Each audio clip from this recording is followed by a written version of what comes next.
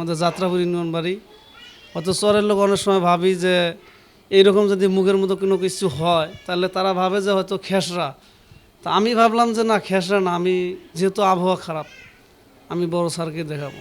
পরে আলামিন স্যারকে কালকে আসে দেখাইছি ক্লিনিকে। দেখানোর পরে উনি পরে টেস্ট করে দিয়ে বললো যে হামের লক্ষণ, এটা হাম। পরে এখানে আমাদেরকে ভর্তি করেছে সদরে। আজকে একটু আমার মেয়ে আরাম বোঝা যায়। জ্বর আসে আবার ফির কমে, ফির আসে ফির কমে, ফির ওষুধ খাই ফির কমে, ফির তাপমাত্রা বাড়ে 104, 3, 2 এরকম করে বাড়তেছিল। তখন ডাক্তার দেখাচ্ছি আলামিন স্যারকে। আলামিন স্যার রিপোর্ট করে দিছে কুড়িগ্রাম থাকিয়ে রংপুরে গেছি। রংপুরে 9 দিন থাকি আসছি। থাকার পরে আবার সুস্থ হয়ে বাড়িতে আসছি। আসিয়ে 3 দিন পর আবার ফির মনে করো জ্বর আসিল। জ্বর আসার পরে আবার ডাক্তারকে দেখাইলাম। ডাক্তার করলো হাম দেখা যাওয়া লাগছে।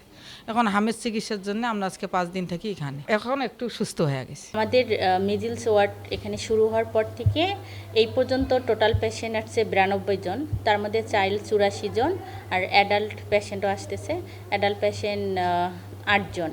রানিং মাসে আমাদের পেশেন্ট চাইল্ড 42 জন আর বড় পেশেন্ট অ্যাডাল্ট পেশেন্ট হচ্ছে 5 জন। টোটাল 47 জন পেশেন্ট আছে। আজকে আমাদের 9 জন পেশেন্ট আছে। মিজিল পেশেন্ট দিন দিন বাড়ছে। যেহেতু সামনে ঈদ, বাইরে থেকে লোকজন শহরে ঢুকবে, মিজিলসে আরও বাড়ার সম্ভাবনা আছে। কুড়িগ্রাম জেলায় আবারও হামের প্রাদুর্ভাব শুরু হয়েছে। গত 24 ঘন্টায় কুড়িগ্রাম সদর হাসপাতালের আইসোলেশন বিভাগে 3 জন হামের রোগী ভর্তি হয়েছে।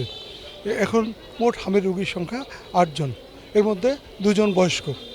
আসলে কুড়িগ্রাম জেলায় এই হামের প্রাদুর্ভাব যেন কমছেই না, কখনো বাড়ছে কখনো কমছে। এই হামের রোগীরা এই আইসোলেশন বিভাগে নিবিড় পর্যবেক্ষণে রয়েছে।